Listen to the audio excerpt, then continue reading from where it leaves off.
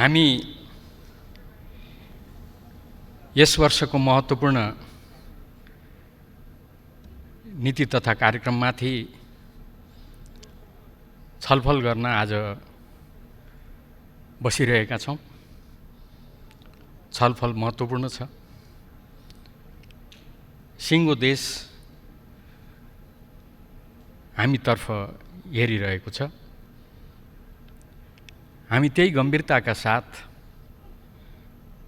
छलफलमा लागिरहेका छौँ। अलिअलि कुरा आइसकेको छ। यो त परम्परागत भयो। उही कुराहरू आए। बोल्ने साथीहरूले पनि त्यही भनिराख्नु भएको छ। वास्तवमा एउटा कुरा चाहिँ मलाई पनि कहिलेकाहीँ अचम्म लाग्छ सभामुख महोदय। म त्यहीँबाट आफ्नो कुरा सुरु गर्छु। 48 सालदेखि निरन्तर म पार्लियामेन्टमा छु र सरकारका नीति कार्यक्रमहरू प्रस्तुत भएको र त्यसमाथिको छलफल हेर्ने अवसर पाएको छु, सुन्ने अवसर पाएको छु। आज पनि कसैले यो एकदमै राम्रो भन्ने कुरा स्वाभाविक रूपमा आउला सत्तापक्षको तर्फबाट। प्रतिपक्षको तर्फबाट बोल्ने साथीहरूले अलिअलि संशोधनमै इङ्गित गरिसक्नुभयो। प्रतिपक्षका नेताले बोल्ने क्रममा पनि आफ्नो कुरा राखिसक्नुभयो। यो सरकारलाई कोरोनाको क्षतिबारे ज्ञानै छैन, दुःखप्रति संवेदनै छैन, दुःख बुझ्ने हृदय नै छैन। यसमा यो सबै कुराहरूलाई सम्बोधन गर्ने कार्यक्रम नै छैन। म अन्यथा मान्दिनँ। हामीले सबै कुराहरू सुन्नुपर्छ। प्रतिपक्षको आलोचनालाई झन् राम्ररी सुन्नुपर्छ। तर यो त अलिक भएन कि म धेरै व्याख्या गर्दिनँ। एकजना मित्रले यो त पुरै ब्याङ्क्रप्ट खोखला भन्नुभयो। एकजना मित्रले, मेरा मित्र अझै अभिन्न मित्र, मैले राम्रोसँग यसो कान थापेर सुने, वरिपरि सोधे पनि यही शब्द हो त भनेर। यो नीति तथा कार्यक्रमको 1 देखि 276 सम्म हो कि होइन भनेर हेर्दै थिएँ म। मैले सोधेँ, हो नै भन्ने आयो। 1 देखि 276 सम्म सभामुख महोदय काम लाग्ने छैन। त्यसको केही अगाडि प्रतिपक्षका नेताले यो लिपुलेख सम्बन्धी नक्सा सक्सा निकाल्ने कुरा गरेको चाहिँ सकारात्मक नै छ भन्नुभएको पनि फेरि आफ्नै कानले सुने। ए बाबा, यो के भयो? एकैछिन अगाडि त सकारात्मक कुरा आएको थियो, एकछिन पछाडि त 1 देखि 276 सम्म कामै लाग्ने छैन भन्ने आयो। सभामुख महोदय, मैले त्यसपछि यो बुँदा कोट्याएर पढेँ। यो अलिअलि कहिलेकाहीँ हुन्छ बोल्दा सभामुख महोदय, यसलाई म धेरै कोट्याउन चाहन्न। यो साह्रै हामी छलफल गर्दा गर्दा गर्दा अलिक हामीलाई त्यस्तो पनि भएको छ, अलिक झिँझो पनि भएको छ। त्यसैले अलिक त्यो ठट्टा पनि गर्न खोजेँ मैले। बुँदा नम्बर 1 मा रहेछ, संयुक्त बैठकलाई सम्बोधन गर्दैछु। बुँदा नम्बर 2 मा रहेछ, शहीदहरूले पुर्याउनु भएको योगदान पुनः स्मरण गर्न चाहन्छु। यो सबै म पढ्दिनँ। अर्थात् मलाई राम्रो थाहा छ, उहाँलाई पनि, बोल्ने साथीलाई पनि यो काम लाग्ने कुरै हो यो नीति कार्यक्रममा उल्लेख भएको भन्ने थाहा छ।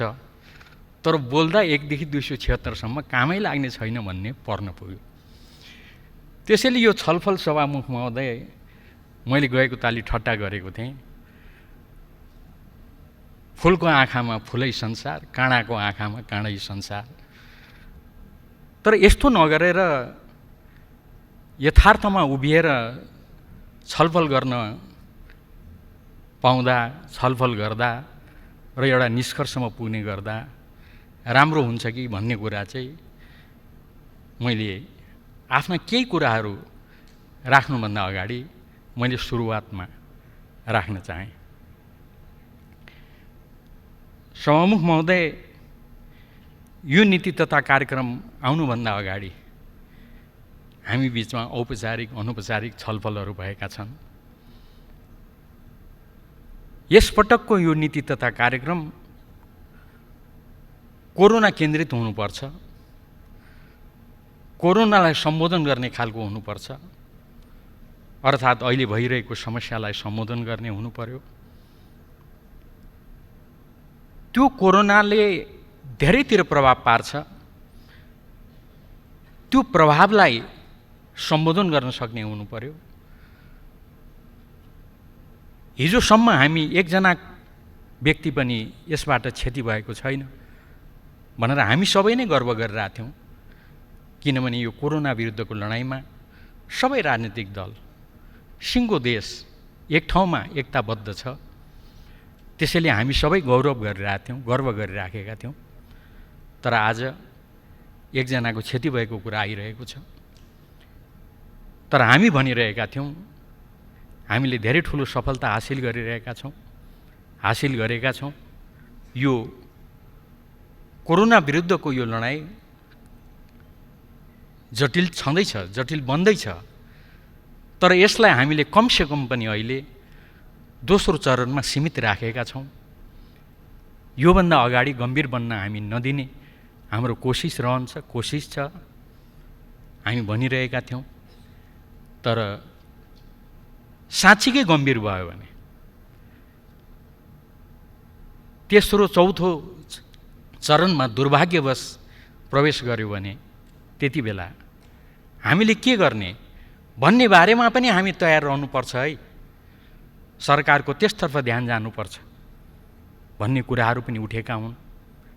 संयोग र सौभाग्यले सभामुख महोदय, सरकारको तर्फबाट आयोजित त्यो समितितर्फ आयोजित समितिको तर्फबाट जुन सर्वदलीय बैठकहरू छन् त्यसमा मैले उपस्थित हुने अवसर पाएको थिएँ। त्यसमा प्रतिपक्ष, मुख्य प्रतिपक्ष लगायत सम्पूर्ण साथीहरूको त्यहाँ उपस्थिति थियो। बालौटारको बैठकमा पनि म उपस्थित थिएँ।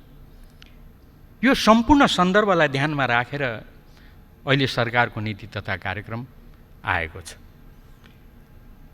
सिङ्गो देशको माग थियो कोरोना केन्द्रित हुनुपर्छ है नीति तथा कार्यक्रम। मैले माथिदेखि तलसम्म अध्ययन गर्दा पाएँ यो कोरोनामै ध्यान केन्द्रित गरेर नीति तथा कार्यक्रम आएको छ। म त्यसको सन्दर्भमा केही कुराहरू म सभामुख महोदय यहाँ राख्न चाहन्छु। यसले अहिलेको कोरोनाको समस्यालाई सम्बोधन गर्ने प्रयास गरेको छ। यो सबै कुरा नीति तथा कार्यक्रममा उल्लेख छ। म लामो त्यसतर्फ चर्चामा जान चाहन्न। वास्तवमा अहिले सङ्क्रमणको सङ्ख्या सायद 251 मा हामी सीमित छौँ। एकजनाको दुर्भाग्यवश मृत्यु भएको छ, यो दुःखद कुरा छ। तर एउटा कुरा अहिले पनि त्यस्तै छ, भएका यी सम्पूर्ण सङ्क्रमणहरू अहिले भेन्टिलेटरमा राख्नुपर्ने अवस्था छैन, आइसियुमा राख्नुपर्ने अवस्था छैन, सामान्य बिरामी छ र यसलाई अहिले राम्रोसँग उपचार गर्ने काम भइरहेको छ। तर यो स्थिति अझै जटिल बन्न सक्छ। यो स्थिति अझै जटिल बन्न सक्छ भन्ने बारेमा यो नीति तथा कार्यक्रम प्रस्तुतालाई सरकारलाई जानकारी छ कि छैन। म धेरै समय लिन चाहन्न, त्यसकारणले मैले यो धेरै बुँदातिर जान चाहिनँ सभामुख महोदय। तर यो ढङ्गले कुराहरू उठेको हुनाले मैले एक दुईवटा बुँदा चाहिँ उल्लेख गर्न खोजेँ। 40 बुँदामा महामारी अनपेक्षित रूपमा लम्बिन गएको अवस्थामा अर्थात् सरकारलाई यो नीति तथा कार्यक्रम बनाइरहँदा यो महामारी अनपेक्षित रूपमा लम्बिन सक्छ है, गम्भीर बन्न सक्छ है। किनभने उसले के यसमा लेखेको छ त भन्दा त्यस्तो अवस्थामा सरकारले त्यसलाई रोक्न थप प्रभावकारी कदम चाल्दै अहिलेको कार्यक्रमले पुग्दैन, थप कार्यक्रमको आवश्यकता पर्छ। माथि थुप्रै बुँदाहरूमा उल्लेखहरू छन्। रणनीति र कार्ययोजना तयार गरी विशेष कार्यक्रम सञ्चालन गरिने। अघि यहाँ कुरा आयो यो राहतका कुराहरू। बुँदा नम्बर 39मा छ, महामारीका कारण रोजगारी गुमाएका श्रमिक, साना किसान, असहाय व्यक्ति, गरिब तथा विपन्न वर्गका परिवार आदि आदिलाई विशेष कार्यक्रम सञ्चालन गरिनेछ। थुप्रै बुँदाहरू कोरोनामा केन्द्रित छन् सभामुख महोदय। मैले भन्न खोजेको कुरा यति मात्रै हो। त्यसैले अझै यो कुरा भएको भए हुन्थ्यो, त्यो कोणबाट प्रश्न उठ्नु एकदम उपयुक्त हो। हामीले सुन्नुपर्छ, सदनले सुन्नुपर्छ, सरकारले सुन्नुपर्छ। त्यसलाई आउने दिनहरूमा यो नीति तथा कार्यक्रम कार्यान्वयन गरिरहँदा त्यसतर्फ ध्यान जानुपर्छ। अब यो नीति तथा कार्यक्रम कार्यान्वयन गर्ने सन्दर्भमा बजेट आउँछ, विनियोजन विधेयक आउँछ, त्यसलाई कार्यान्वयन गर्ने सन्दर्भमा अरू थुप्रै कदमहरू चालिन्छन्। त्यो सन्दर्भमा यहाँ उठेका आवाजहरूलाई ध्यान दिनुपर्छ। त्यसमा विवादै छैन सभामुख महोदय। तर खालि मैले यति कुरा विनम्रतापूर्वक आग्रह गर्न खोजेको हुँ, यो नीति तथा कार्यक्रमले कोरोनाको बारेमा वृहत यसका पक्षहरूलाई ध्यानमा राखेको छ, अध्ययन गरेको छ। जस्तो खै यसले पारेका क्षति इत्यादिको बारेमा भन्ने प्रश्न उठ्यो। जस्तो बुँदा नम्बर 38मा सरकारले यस महामारीले मुलुकको सामाजिक, आर्थिक लगायत राष्ट्रिय जीवनका सबै क्षेत्रमा पारेको प्रभावको अध्ययन गरिरहेको छ। यो अध्ययनको आधारमा हामी थप यसो गर्छौँ भन्ने पनि घोषणा छ। अरू म यसबारेमा समय लिन चाहन्न। मैले आग्रह गर्न खोजेको कुरा खालि के हो त भन्दा कोरोनाले जे अहिले क्षति पुर्याइरहेको छ त्यसलाई सम्बोधन गर्ने गरेर काम कारबाहीहरू भएका छन्। अहिले तत्कालको लागि यसले कुन कुन क्षेत्रमा प्रभाव पारिरहेको छ त्यसलाई सम्बोधन गर्ने गरेर हामी काम गरिरहेका छौँ। नीति तथा कार्यक्रमले भन्छ त्यसको लागि हामी यो काम गर्छौँ। मलाई लाग्छ यो नीति तथा कार्यक्रममा अरू क्षेत्रसँग सम्बन्धित जति पनि नीति तथा कार्यक्रमको घोषणा गरिएका छन् ती नीति तथा कार्यक्रम यसै कुरालाई ध्यानमा राखेर लक्षित गरिएको छ, केन्द्रित गरिएको छ। यस कुरालाई ध्यानमा राखेर यो तयार गरिएको छ भन्ने मेरो बुझाइ छ सभामुख महोदय। अब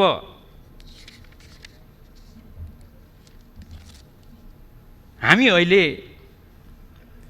यो सभामुख महोदय नीति तथा कार्यक्रम प्रस्तुत गरिरहेको बेलामा र यसमाथि छलफल चलाइरहेको बेलामा यो नीति तथा कार्यक्रम विगतका सन्दर्भमा विगतका कतिपय कुराहरूलाई निरन्तरता दिएर त्यही जगमा उभिएर यो एक वर्षभरिमा हामी के गर्छौँ भन्ने कुरालाई समेट्दै आउने भएको हुनाले स्वाभाविक रूपमा कतिपय कुराहरू यसमा विस्तृत रूपमा आउने कुरा स्वाभाविक नै हुन्छन्। त्यसलाई त्यही रूपमा लिनुपर्छ भन्ने मलाई लाग्दछ। जस्तो उदाहरणको लागि अहिलेसम्म हामी लोकतान्त्रिक प्रक्रियाका सन्दर्भमा अगाडि बढिरहेको बेलामा अहिले हामी कहाँ आइपुगेका छौँ। अझै एउटा कारणले सभामुख महोदय यो कुरालाई जहिलेसुकै पनि हामीले चर्चाको केन्द्रबिन्दुमा राख्नुपर्छ, किनभने अहिले हामी संविधान सफलतापूर्वक निर्माण गरेर त्यसलाई कार्यान्वयन गर्ने सन्दर्भमा हामी यो ठाउँमा आइपुगेका छौँ। अलिकति अगाडि संशोधनका सन्दर्भहरूमा संविधान संशोधनका कुराहरू पनि आएका छन्। यो सबै सन्दर्भमा सभामुख महोदय हामीले यसको बारेमा चर्चा गर्नुपर्ने हुन्छ। हामी कहाँ आइपुगेका छौँ।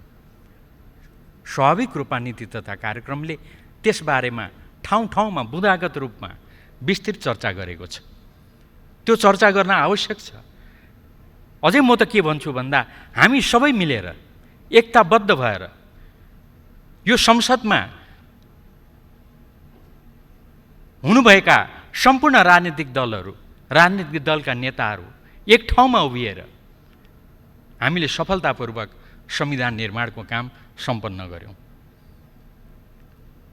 हामीले अहिलेसम्मका आन्दोलन र क्रान्तिका उपलब्धिहरूलाई संस्थागत गर्दै संविधान जारी गर्यौँ।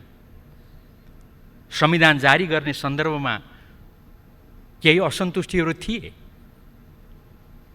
त्यसलाई हामीले सम्बोधन गर्ने सन्दर्भमा धेरै प्रयास गर्यौँ, धेरै छलफल गर्यौँ र अन्ततः खुसीको कुरा हो लगभग 3, साढे 3, 4 वर्षभित्रमा ती सम्पूर्ण असन्तुष्टिहरूलाई समेट्दै सिङ्गो देशले संविधानलाई स्वीकार गर्दै अब यही संविधानमा उभिएर हामीले बनाएको यो संविधानलाई टेकेर हामी अगाडि बढ्छौँ भनेर हामी अगाडि बढ्यौँ। जनताले खुसी माने, विवादै छैन। यो संविधान समझदारीको दस्तावेज भएकोले, सम्झौताको दस्तावेज भएकोले अझै पनि हाम्रा कतिपय कुराहरू छन् जसलाई संशोधन गरिनुपर्छ, यसलाई परिमार्जन गर्नुपर्छ भन्ने प्रश्नहरू अहिले पनि उठिराखेका छन्। ती कुराहरूलाई हामीले सकारात्मक रूपमा लिनुपर्छ, त्यसतर्फ हामी सबैको ध्यान जानुपर्छ र छलफल गर्दै हामी टुङ्गोमा पुग्नुपर्छ। छरछिमेकको इतिहास हेर्ने हो भने हामीले धेरै चाँडो यो बिन्दुमा आइपुगेका हौँ। छिमेकी भारतलाई त 10 वर्ष लाग्यो। दक्षिण भारतले भारतको संविधानलाई स्वीकार गरेन 10 वर्षसम्म।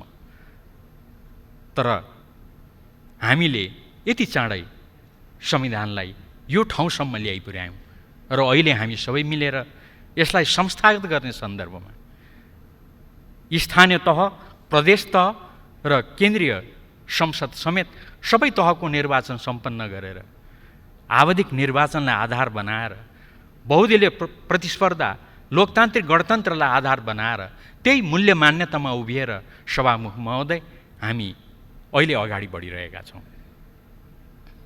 कतिपय कुराहरू हाम्रा विमति छन्, तर कतिपय कुराहरूमा भने हामी एक मतोमा छौँ, एकताबद्ध छौँ। संविधान निर्माण गरेर जारी गरेर कार्यान्वयन गर्ने यी समेतका बिन्दुहरूमा सभामुख महोदय हामीले एक भएर यो काम सम्पन्न गरेका छौँ। आउने दिनहरूमा पनि यी कतिपय महत्त्वपूर्ण विषयहरूमा एकताबद्ध भएर अगाडि बढ्नुको विकल्प छैन। यसैले यो सन्दर्भमा सरकारको नीति तथा कार्यक्रमले ठाउँ ठाउँमा यसको बारेमा उल्लेख गरेको छ। यी उल्लेख गरिएका विषयवस्तुहरूको बारेमा, बुँदाहरूको बारेमा मलाई लाग्छ हामी सबै एक छौँ। हामी सबै एक हुनुपर्छ। हामी सबैको एकताबद्ध प्रयासको यो परिणाम हो। सभामुख महोदय, हामीले यसरी अगाडि बढ्ने सन्दर्भमा यो हामी सबैले गर्व गर्नुपर्छ। यो हाम्रो गौरवको विषय हो। तल मधेसमा यो मधेसलाई हामी स्वतन्त्र बनाउँछौँ भन्ने मित्रहरू पनि हुनुहुन्थ्यो। उहाँहरूलाई पनि हामीले प्रक्रियामा ल्यायौँ। यो हामी सबैको प्रयासको परिणाम हो र उहाँहरू यही संविधान अन्तर्गत क्रियाशील हुन्छौँ भनेर उहाँहरू अगाडि बढ्नुभयो। हामी अहिले आइपुग्दासम्म हामीले त्यति काम गरेका छौँ। हामीले मौलिक हक मौलिक अधिकार सम्बन्धी कानुनहरू निर्माण गरेका छौँ, जनतालाई मौलिक अधिकारले सम्पन्न तुल्याएका छौँ र ती कानुनहरू कार्यान्वयन गर्दै अहिलेको यो बिन्दुसम्म आइपुगेका छौँ। र यो ठाउँसम्म आइपुग्दा हामीले गर्वका साथ भनेका छौँ, अब यो देशमा शान्ति र प्रजातन्त्रको लागि फेरि आन्दोलन गर्नु पर्दैन। मलाई राम्रो सम्झना छ, यो नीति तथा कार्यक्रमले त्यो शान्ति प्रक्रियालाई चाँडै टुङ्गोमा पुर्याउने कुरा पनि गरेको छ। यस प्रश्नमा पनि यो संसदमा रहेका सम्पूर्ण राजनीतिक दलहरू एक ठाउँमा उभिएका छन्। हामीले बेला बेलामा यस्ता कुराहरू सम्झना राख्नुपर्छ सभामुख महोदय, किनभने जनतालाई हामीले सकारात्मक सन्देश प्रसारित गर्नुपर्छ। हामीले यति काम राम्रो काम गरेका छौँ भनेर भन्नुपर्छ, होइन जनतामा सकारात्मक सन्देश यसरी बेला बेलामा गएन भने जनतामा निराशा फैलिन्छ। हामीले स्थापित गरेको प्रणालीप्रति निराशा उत्पन्न हुन्छ, त्यस्तो हुन दिनु हुँदैन सभामुख महोदय। हामी सबैले लडेर आज भन्न सक्ने अवस्थामा छौँ, अब शान्ति प्रक्रियाको लागि, पुनर्स्थापनाको लागि, शान्ति स्थापनाको लागि र प्रजातान्त्रिक मूल्य र मान्यता स्थापना गर्नको लागि अब कसैले पनि आन्दोलन गर्नु पर्दैन। हामीले गर्वका साथ भनेका छौँ।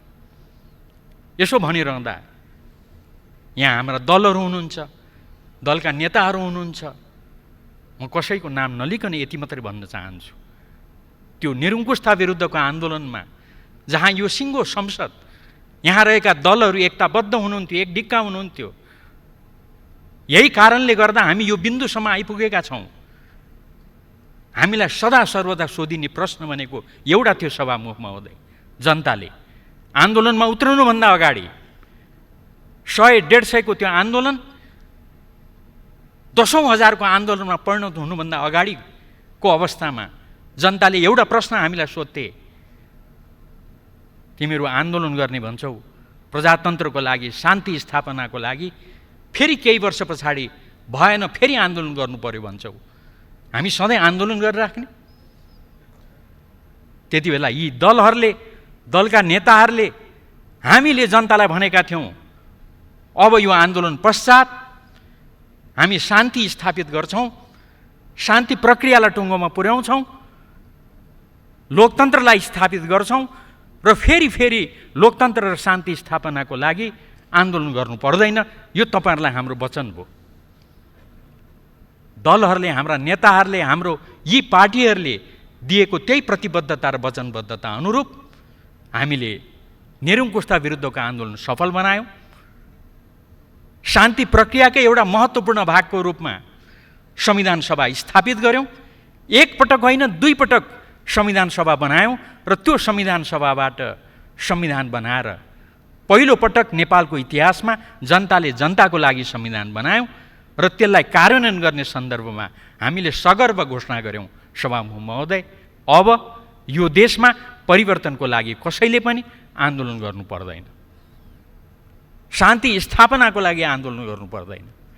अब शान्ति प्रक्रियाको अलिकति बाँकी काम, जसको लागि हामी सबै मिलेर लागिरहेका छौँ, विश्वास छ यही सदनमा त्यस सम्बन्धी कानुन विधेयक आउनेछ, त्यो विधेयक आएर हामी पास गर्नेछौँ र शान्ति प्रक्रियाको बाँकी काम 2 वर्षभित्रमा पुरा हुन्छ भन्ने हामीलाई विश्वास छ। यही विश्वास यो नीति तथा कार्यक्रममा पनि प्रस्तुत भएको छ। सभामुख महोदय, मैले यति कुरा अलिकति समय लिएर भन्नुको कारण कमसेकम यो कुरा हामी राजनीतिक दलहरूले, सिङ्गो संसदले जनतालाई बेला बेलामा हामीले यति काम साझा ढङ्गले सम्पन्न गरेका छौँ, साझा ढङ्गले सम्पन्न गरेर प्राप्त गरेका यी उपलब्धिहरूलाई हामी यताउति हुन दिने छैनौँ, अलिकति पनि हल्लिन दिने छैनौँ भनेर बेला मौकामा भन्नुपर्छ कि भन्ने आग्रह सभामुख महोदय मैले गर्न खोजेको हुँ। अब मैले अघि कोरोनाको सन्दर्भ उल्लेख गरेँ, धेरै लामो चर्चा गर्दिनँ, त्यो अझै जटिल बन्न सक्छ, अझै चुनौतीपूर्ण बन्न सक्छ, तर त्यसलाई हामीले एकताबद्ध भएर लड्नुको विकल्प छैन। खुसीको कुरा हो, म सरकारको सत्ता पक्षको तर्फबाट, हामी सबैको तर्फबाट म प्रतिपक्ष लगायत सबै साथीहरूलाई फेरि धन्यवाद दिन्छु। कोरोना विरुद्धको लडाइँमा हामी सबै एक हुन सकेका छौँ। यसलाई निरन्तरता दिएर कोरोना विरुद्धको लडाइँमा हामी एक भएर लागौँ, यही आग्रह छ र नीति तथा कार्यक्रमले यही कुरालाई प्रस्तुत गर्न खोजेको छ। सभामुख महोदय, हामीले परिपूर्ण लोकतन्त्रका आधारभूत विशेषताहरूसहित केही कुराहरू चर्चा गरेका छौँ। म यसलाई धेरै व्याख्या गर्न चाहन्न। संविधानका प्रस्तावनामा जे कुरा उल्लेख गरेका छन् त्यसैका मूलभूत कुराहरूलाई यो राजनीतिक दस्तावेजले, नीति तथा कार्यक्रमले ठाउँ ठाउँमा उल्लेख गर्न खोजेको छ। सार्वजनिक दस्तावेज भएपछि टिप्पणी हुनुलाई म अन्यथा मान्दिनँ, तर यो एउटै कारणले आएको। बेला बेलामा होइन यो सत्तापक्ष सरकार अधिनायकवादी भयो नि भनेर त आउने गरेकै हो नि। कसले त्यो टिप्पणी गर्नुभयो अहिले मलाई सम्झना भएन। आलोचना चाहिँ आएकै हो, थामी नसक्नु आएको सभामुख महोदय। अनि यो नीति तथा कार्यक्रमले ती लोकतन्त्रका आधारभूत विशेषताहरूको बारेमा आफ्नो प्रतिबद्धताहरूलाई जाहेर गर्नु परेन सभामुख महोदय। त्यही कुरा गरिएको। साह्रै राम्रो भएछ, यो बुँदामा यस्तो गरिएछ, धन्यवाद भन्ने आउँछ कि भनेको धेरै साथीहरू बोल्न बाँकी हुनुहुन्छ, आउँदै होला। मेरो खालि त्यति मात्रै आग्रह हो।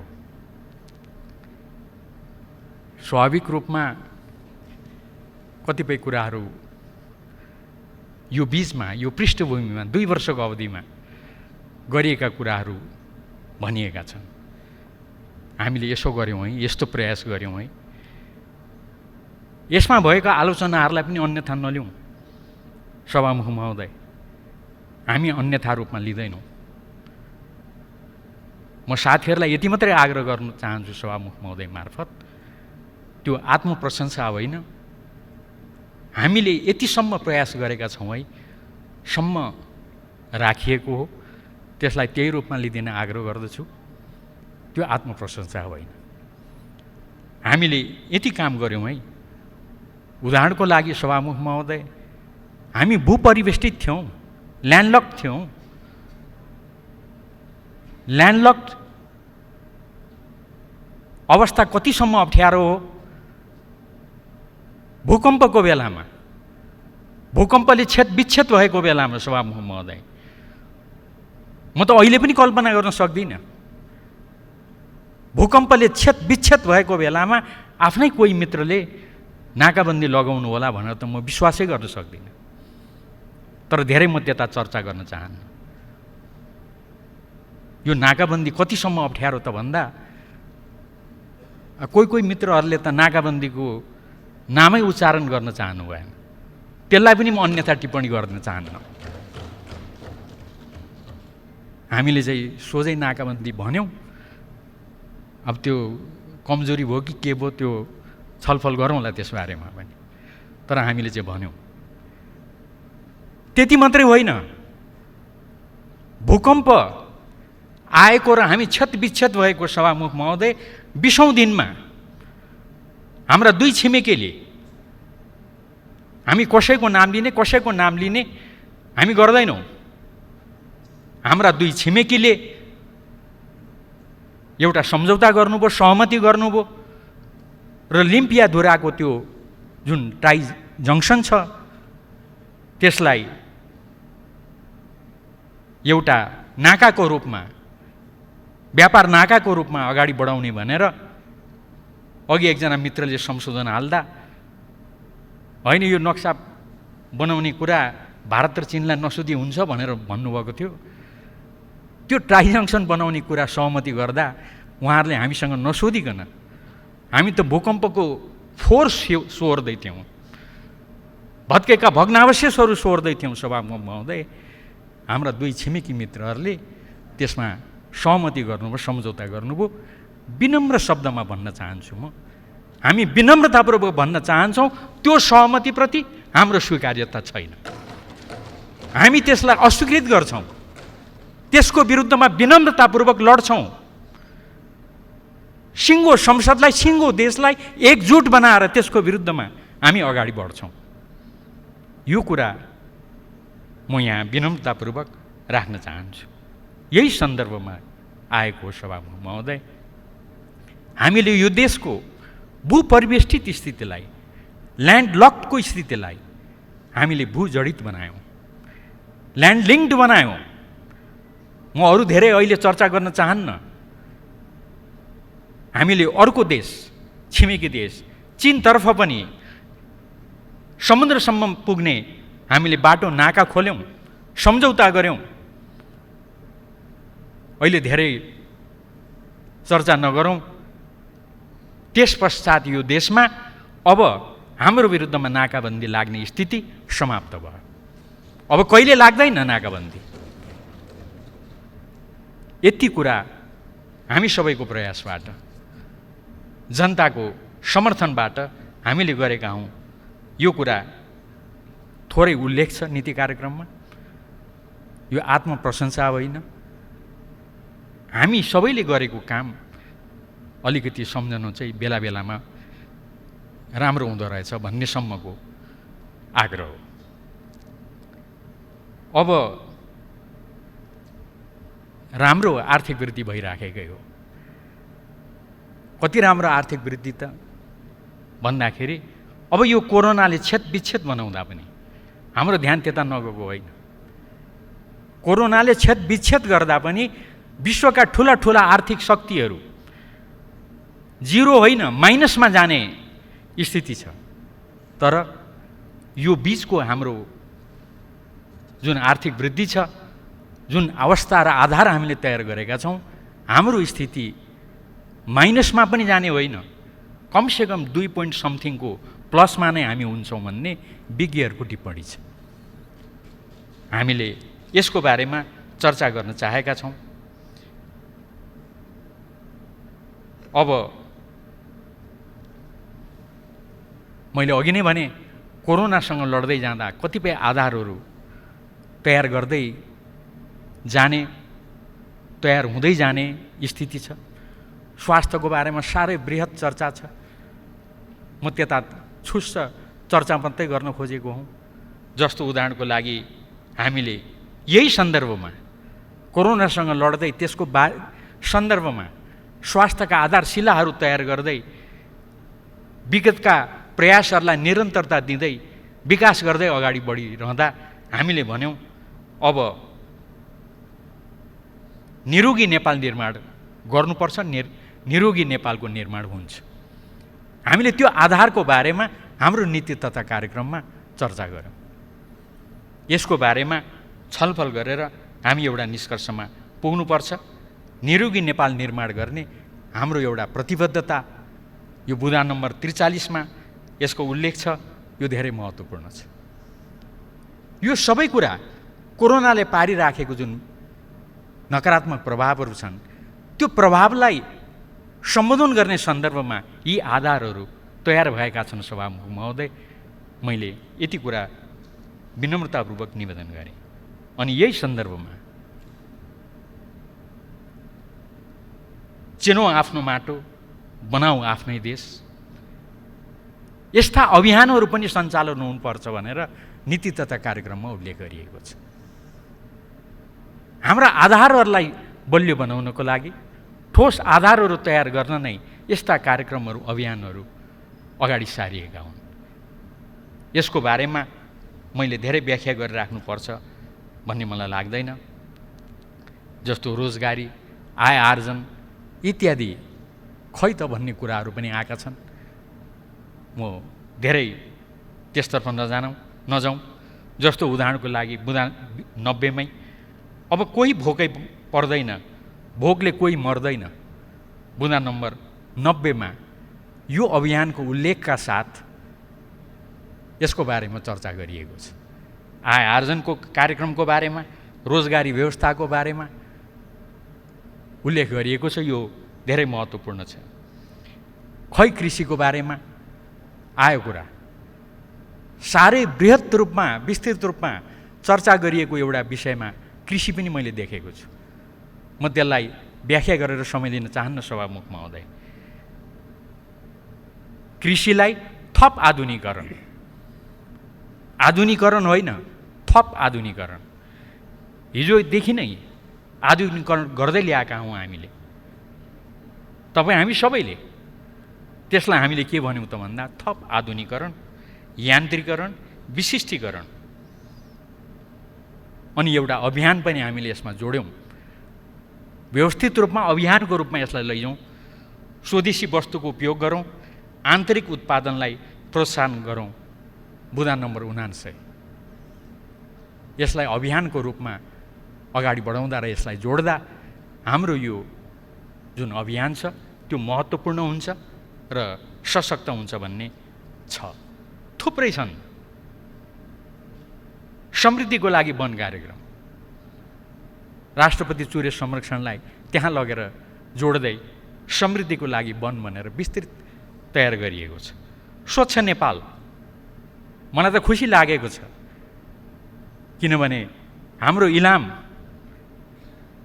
सदरमुकाम इलाम बजार, त्यसलाई हामीले सबभन्दा पहिले हामीले ग्रिन सिटी भनेर घोषणा गरेका थियौँ। इलामीले सुरु गरेको त्यो ग्रिन सिटीको अवधारणालाई अहिले यो सरकारले यो कार्यक्रममा सबै ठुला ठुला सहरहरू, साना सहरहरूलाई ग्रिन सिटीमा रूपान्तरण गर्ने कार्यक्रम बनाएछ। यो स्वच्छ उसको लागि मलाई खुसी लाग्यो। त्यसको लागि म धन्यवाद पनि दिन चाहन्छु। सानो महत्त्वपूर्ण गर्न सकिने, उदाहरणको लागि 172 3 वर्षभित्र सबै घर घरमा खानेपानी, कति राम्रो कार्यक्रम। नीति तथा कार्यक्रमको 172 बुँदामा यो उल्लेख छ। झन्डै 94% त हामीले खानेपानी पुर्याइसकेका छौँ। अब 3 वर्षभित्रमा सबैको घर घरमा खानेपानी पुग्नु यो असम्भव छैन, सम्भव छ। पुग्ने खालको कार्यक्रम ल्याइएको छ। यो कुरा उल्लेख गरिएको छ र अब हामीले साँच्चीकै धेरै कुरामा हामी नयाँ युगमा प्रवेश गरेका छौँ। त्यही सन्दर्भमा एउटा हो सुरुङ मार्ग निर्माणको युगमा हामी प्रवेश गरेका छौँ। त्यसको लागि नागढुङ्गा सुरुङ होस्, सिद्धबाबा सुरुङ होस्, टोखा छहरे सुरुङ होस्, लगायतका 5-7 वटा सुरुङहरू नीति तथा कार्यक्रममा उल्लेखित छन्।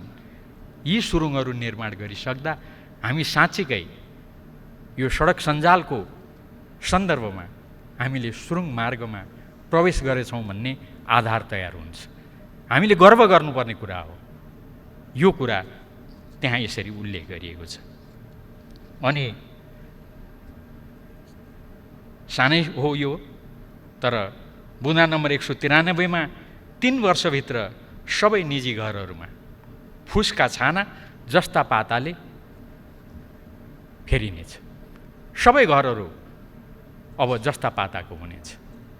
नीति तथा कार्यक्रमले यो बुँदा नम्बर 193 उल्लेख गरेको छ।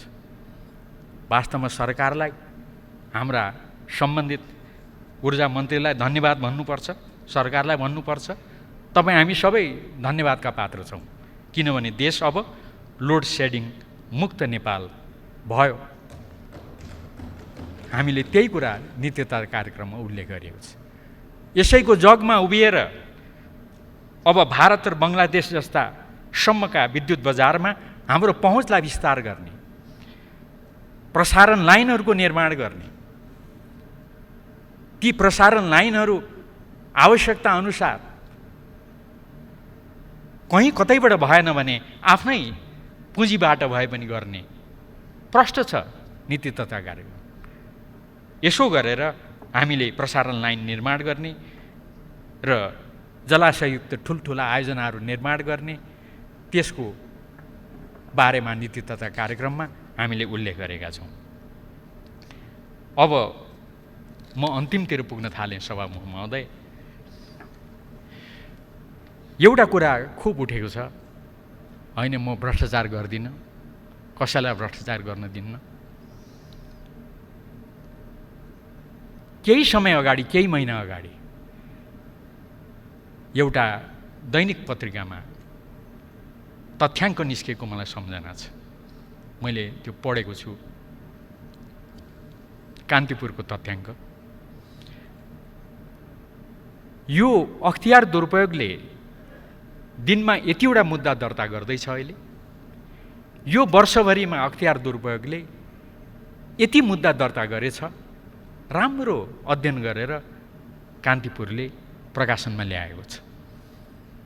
मैले त्यति बेला टिप्पणी गरेँ, यो त राम्रो भयो। तर गजब सभामुख महोदय, हेर्ने त दुईटा दृष्टिकोण हुँदो रहेछ।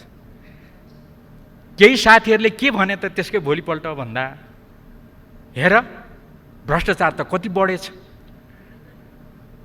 त्यसैले मैले अघि भने नि, फुलको आँखामा फुलै संसार, काँडाको आँखामा काँडै संसार। मैले त्यही तथ्याङ्क हेरेर के भने भन्दा, ओहो भ्रष्टाचार विरुद्धको अभियान त कति सशक्त भएछ। पहिला पहिला भ्रष्टाचारमा कारबाही नै हुँदैन थियो, छानबिन नै हुँदैन थियो। अब यो सरकार आइसके पछाडि छानबिन सुरु भएछ, कारबाही सुरु भएछ, धमाधम मुद्दा चल्न थालेछ। मैले त्यसरी लिएँ त्यो तथ्याङ्कलाई। तर त्यो तथ्याङ्कलाई होइन भ्रष्टाचार त बढेछ भन्ने रूपमा पनि लिन मिल्दो रहेछ। त्यसरी प्रचार भयो। म अरू टिप्पणी गर्दिनँ। खालि मलाई लागेको कुरा यति मात्रै यहाँ राखेर हामी पुरै भ्रष्टाचारलाई निर्मूल गर्न, भ्रष्टाचारप्रति शून्य सहनशीलता देखाउन प्रधानमन्त्रीज्यूको कमिटमेन्ट छ, नीति तथा कार्यक्रमको प्रतिबद्धता छ। त्यो प्रतिबद्धता अनुसार यो सरकारले गरेकी गरेन भनेर आउने दिनहरूमा यही नीति तथा कार्यक्रमलाई आधार बनाएर प्रश्न गर्न पाउने ठाउँ हामीले बनाएका छौँ। विवादै छैन। हामीले यो प्रतिबद्धता जाहेर गरेका छौँ। अब हामीले हाम्रो गाउँघरमा एउटा छ भनाइ सभामुख महोदय, गरिबलाई ऐन, धनीलाई चैन। म कतै कतै कुनै प्रसङ्गहरू उल्लेख नगरिकन भन्छु, अहिलेको समयमा हामीले हाम्रो नेता पर्नुभयो कि हाम्रा मन्त्री पर्नुभयो कि यो तहमा काम गरेका साथी पर्नुभयो कि भनेर छुट्याएर होइन। संविधान, कानुन, नियम बमोजिम कानुनलाई आफ्नो बाटो लिने मौका दिउँ, कानुन बमोजिम जे हुन्छ त्यो गरौँ। त्यो मार्ग प्रशस्त गर्ने काम गरेको छौँ। त्यही अनुसार अहिले कोही काखा कोही पाखा होइन, जोसुकै माथि कारबाही भएको छ। म नाम लिएर व्याख्या गरिराख्न चाहन्न।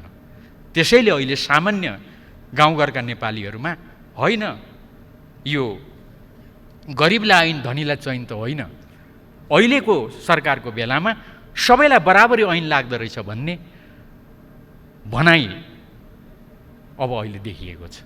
हामीले त्यो व्यवहारमा आत्मसात गर्न खोजेका छौँ। यही कुरा हाम्रो यो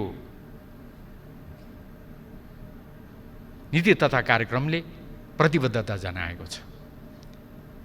हामीले कोही व्यक्ति कुन ठाउँमा छ भनेर हेरेनौँ, कानुन बमोजिम चल्नुपर्छ भनेर अगाडि बढ्यौँ। यो निरन्तर जारी रहन्छ, यति कुरा म राख्न चाहन्छु। लिपुलेक आदिको सन्दर्भमा सभामुख महोदय, लिपुलेक, कालापानी लगायत यो नेपालको भूमि हो। यो नीति कार्यक्रममा उल्लेख छ। यो साह्रै महत्त्वपूर्ण छ र यसको बारेमा हामी तुरुन्तै नक्सा जारी गर्नेछौँ। यो जे छ त्यो नक्सा जारी हुन्छ, नीति कार्यक्रममा उल्लेख गरिएको छ। म यति मात्र टिप्पणी गरौँ, नेपालको इतिहासमा संसदमा नीति कार्यक्रम प्रस्तुत हुँदा यति प्रष्टताका साथ आफ्नो अन्तर्राष्ट्रिय सिमानालाई लिएर यति प्रष्टताका साथ नीति कार्यक्रममा उल्लेख भएको मलाई लाग्छ यो पहिलो पटक हो। यो हामी सबैले खुसी मान्नुपर्छ, गर्व मान्नुपर्छ। म हाम्रो तर्फबाट प्रतिपक्षका नेतालाई पनि धन्यवाद दिन्छु। उहाँले यो सकारात्मक भयो भनेर उहाँले उल्लेख गर्नुभएको छ। हामी यसलाई अगाडि बढाउँछौँ र अन्तिम निष्कर्षमा पुर्याउँछौँ। अब यति चर्चा गरेपछि अन्तिममा सभामुख महोदय फेरि घुमेर एउटा कुरा म राख्न चाहन्छु। हामी सबै एकताबद्ध भएर अगाडि बढौँ। संविधान कार्यान्वयनको अन्तिम काम सम्पन्न भएको छैन। शान्ति प्रक्रियाको अन्तिम काम जुन ऐतिहासिक छ, विश्व छक्क परेर हामीलाई हेरिरहेछ। अहिलेसम्म त्यति सफलतापूर्वक हामी यो ठाउँमा आइपुगेका छौँ। हामीसँग आशा बाँड्ने थुप्रै आशाहरू छन्। मेरो आग्रह हो हामी सबैलाई, म लगायत सबैलाई, हामी जनतालाई निराशा नबाँडौँ, आशा बाँडौँ, सपना र सम्भावना बाँडौँ। उपलब्धि तपाईँ हामी सबैले गरेर एकताबद्ध भएर ल्याएको उपलब्धि हुन्। ती उपलब्धिहरू हाम्रो लडाइँबाट प्राप्त उपलब्धिहरू, ती उपलब्धि बाँडौँ। म त्यति कुरा राख्न चाहन्छु र अन्तिममा एउटा कुरा जोड्छु। हामीमाथि अधिनायकवादको घरिघरि आरोप छ। म त्यसलाई लामो नतन्काइकन यति मात्रै भन्छु, अधिनायकवादले सभामुख महोदय होइन यो कानुनमा त यस्तो छ भन्दा त्यो कानुनलाई संशोधन गर्न तयार भएर अगाडि बढ्छ। हामीले त त्यसो गर्न तयार भएका छौँ। अध्यादेशको कुरा आउँछ सभामुख महोदय। संविधानले अध्यादेश जारी गर्ने सरकारलाई अपवादको अवस्थामा राखिदिएको छ। अध्यादेशको बारेमा प्रसङ्ग उठ्दा सरकार अध्यादेश फिर्ता लिन्छ। प्रतिपक्ष लगायत सबैको सम्बन्धित सबैको कुरा सुनेर यो गरेको हो। अधिनायकवादले यसरी कुरा सुन्ने गर्छ। कोरोना लगायत लिम्पिया धुरा समेतका विषयहरूमा सँगै बसेर छलफल गर्छ। छलफल अनुसार यसरी अगाडि बढ्न हामी तयार छौँ भन्छ। अधिनायकवादले यसरी छलफल गर्दै अगाडि बढ्ने कुरामा विश्वास गर्छ? गर्दैन सभामुख महोदय। त्यसकारणले मेरो आग्रह के हो त भन्दा, ठिक छ संविधान, कानुन र लोकतान्त्रिक मूल्य र मान्यतालाई व्यवहारमा उतार्दै अगाडि बढ्ने क्रममा आलोचना हुन्छन्, टिप्पणी हुन्छन्, त्यसलाई हामी स्वीकार्छौँ, प्रतिपक्षलाई सम्मान गर्छौँ। मैले अन्तिममा एउटा मलाई साह्रै घत लाग्ने कथा हो। हाम्रो नाम चाहिँ बिर्सेँ, प्रतिपक्षकै बेन्चबाट एकजना मान्य सदस्यले सुनाउनु भएको थियो एउटा प्रसङ्गमा। एउटा हामी बिचमा रहेको प्रवृत्ति कि सभामुख महोदय, श्रीमानलाई एक दिन बिहानै पोच अन्डा लगेर खुवाउनु गएको, अन्डा पनि पोच बनाउने हो भनेर गाली खाएछन् श्रीमतीले। अर्को दिन त उसिनेको लगिदिनु पर्यो भनेर उसिनेको अन्डा लगेको, अन्डा पनि उसिन्ने हो भनेर त्यो दिन पनि गाली खानुभएछ। तेस्रो दिन त अब चाहिँ मैले उपाय निकालेँ भनेर उसिनेको अन्डा एउटा चाहिँ पोच बनाएर दुईटा लगिदिएको त फेरि पनि गाली खानुभएछ। त्यो दिन चाहिँ के भनेर गाली खानुभएछ त सभामुख महोदय भन्दा, उसिन्नु पर्ने अन्डालाई पोच बनाउनु पर्ने अन्डालाई उसिन्ने हो भनेर बेसमारी गाली गर्नुभएछ। सभामुख महोदय, कतिपय विषयहरू छन्, ती विषयहरूलाई छलफल गरौँ। छलफल गर्ने ठाउँ यही संसद हो, यही संसदका समितिहरू हुन्। त्यसलाई निष्कर्षमा पुर्याउने काम गरौँ। त्यो अन्डा र पोचवाला प्रवृत्ति ममा छ, सत्तापक्षमा छ भने सत्तापक्षले पनि त्यसलाई त्यागौँ। प्रतिपक्षमा छ भने प्रतिपक्षले पनि त्यागौँ, जे होस् मिलेर अगाडि बढौँ, जनतालाई दिने